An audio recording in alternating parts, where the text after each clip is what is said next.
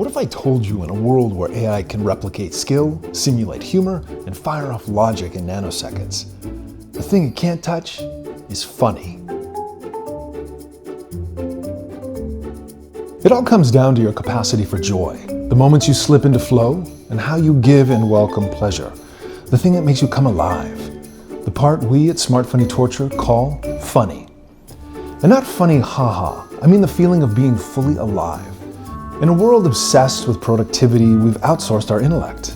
But joy, flow, pleasure, that's still ours, uniquely and defiantly human. And the beautiful part? AI isn't replacing this, it's augmenting it. Today, I'll show you how to reconnect to that core, because while AI helps us optimize, organize, and ideate faster than ever, the human capacity for meaning and delight, that's your edge. I'm Paul Chamberlain, Master Coach, Certified Crisis Advocate, and creator of the Smart Funny Tortured framework. It's helped scores of people transform their perceived weaknesses into extraordinary strengths. Funny isn't about telling jokes. It's a deeper dimension of humanity. The part that fuels creativity, buffers your darkness, connects you to others, and yes, sometimes means strange, offbeat, even suspect. Traits that in a conformity-obsessed world have been used to exclude, dismiss, or marginalized. But in this framework, we reclaim them as superpowers. Because what makes you weird in the old world is exactly what makes you irreplaceable in the new one. We are entering a post-AI landscape where conventional skills are being automated at scale. Coding, analysis, even content creation. According to McKinsey and the World Economic Forum, it's not the technical skills that are becoming more valuable, it's the uniquely human ones. Emotional intelligence, creative intuition, psychological insight, play. That's where funny lives. Not humor as performance, but curiosity, contradiction, pattern recognition, a magnetic lightness that reveals depth. Inside the Smart Funny Tortured framework, funny isn't separate from smart. It's one of its most evolved expressions. In fact, research shows professional comedians score unusually high in verbal intelligence and cognitive flexibility, two key traits linked to advanced creativity and social fluency. Creating humor, real humor, requires pattern recognition, rapid recombination, emotional attunement. It's not silliness, it's sophisticated intelligence in disguise.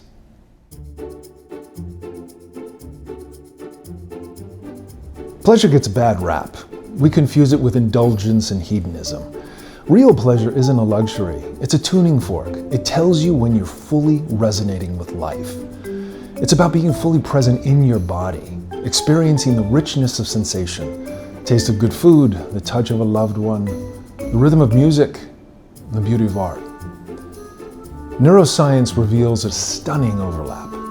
The neurochemical profiles of orgasm, laughter, and flow are nearly identical.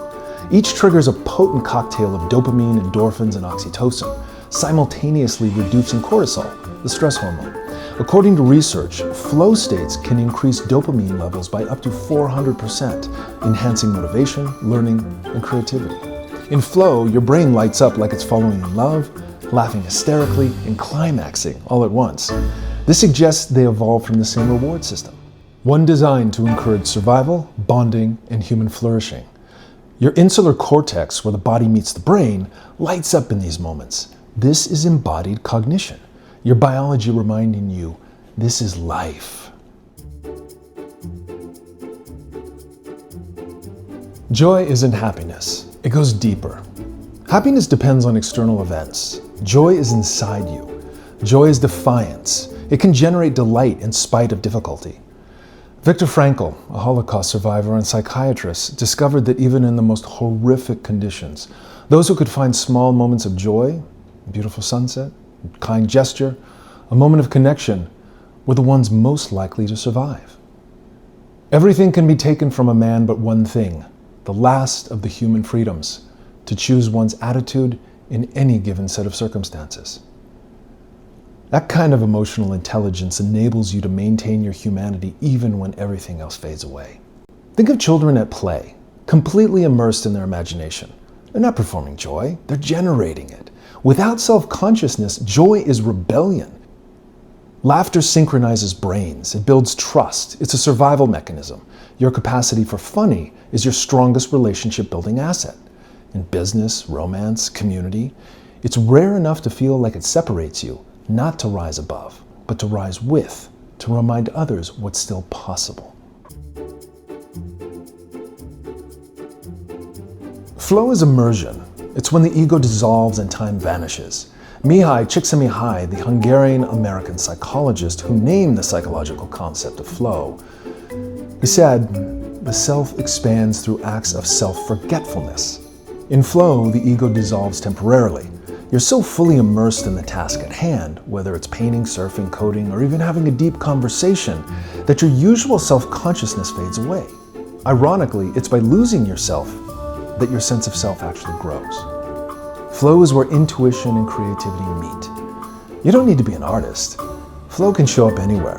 What matters is presence, not performance. These experiences of flow aren't just pleasurable, they're essential to our psychological well-being. If you're wondering which of these traits is your hidden edge, I built a free tool to help you find out. It's called the Smart Funny Tortured Self-Audit, and the link's below. When joy, flow, and pleasure align, you just don't feel better. You become better, more alive, more magnetic. Funny feels smart, it balances torture. It's the missing element that makes intelligence wise and the pain transformative. The brain's default mode network, which governs self-referential thinking, is suppressed when we get a joke. Just like in flow, we stop overthinking. We connect to something larger than ourselves. We experience transcendence. That's why we fall in love with people who make us laugh, why we follow those whose energy feel like light. Funny isn't entertainment, it's your most magnetic social force. It creates a loop. Joy into flow, flow into pleasure, pleasure into joy. That's your light. French-Algerian philosopher Albert Camus opened the myth of Sisyphus with this: judging whether life is or is not worth living amounts to answering the fundamental question of philosophy. To him, all that mattered was live or die. When the world offers only silence and randomness, why keep going? Camus argues against nihilism. He advocated for a life lived eyes wide open with full awareness of its absurdity, yet embraced with a defiance as a rebellion against despair. A quiet, radical choice to live anyway. That's funny. Not funny, ha ha. Funny as in, fuck you, universe, I'm doing this anyway. That's the paradox at the heart of Smart Funny Tortured. We're the ones who see the absurdity, who feel the weight. Yes, it's hard. Yes, it's absurd. And still, we go on. So which dimension of funny needs your attention? Do you need to reclaim joy through moments of play and presence? Re-enter flow by immersing in something that moves you. Rediscover pleasure in the everyday sensations that make life feel rich again. These aren't personality traits. They're muscles. You can train them. You can grow them. That's why I created the Smart Funny Tortured Self-Audit. It's free, and it uncovers your unique funny blueprint. Click below. But there's one more piece, the one we hide. The part that aches, the one that feels too broken to share. In the next episode, we're not avoiding it. We're walking straight into it. Because if funny is your light, then tortured is your shadow. And that's where the real power lives. Take care. It's going to be okay.